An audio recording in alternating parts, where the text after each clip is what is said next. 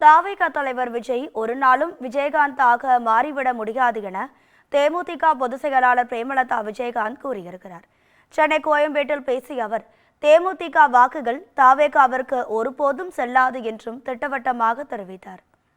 லட்சக்கணக்கான பேர் தமிழ்நாடு முழுக்க இருக்கிறார்கள். எங்கள் கட்சி 20 ஆண்டு கட்சி, எதிர்கட்சியான கட்சி. கேப்டனுக்கு நிகர் கேப்டன் மட்டும்தான். கேப்டன் இடத்தை இனி யார் நினைச்சாலும் அந்த இடத்தை யாராலையும் ஃபுல்ஃபில் பண்ணவே முடியாது. இதுதான் உண்மை.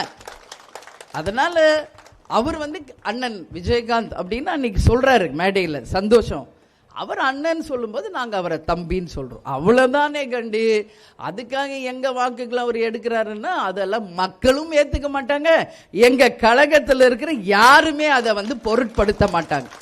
ஏன்னா கேப்டன் நடிகராக எவ்வளோ உழைத்து இன்னைக்கு கட்சி தலைவராகி மக்களுக்கு தன் வாழ்நாள் முழுவதும் அர்ப்பணித்து உதவிகளை வழங்கி மக்களுக்கு ஒரு பிரச்சனைனா வேட்டியை கட்டி இறங்குற முதல் தலைவர் கேப்டன் அவர்கள்.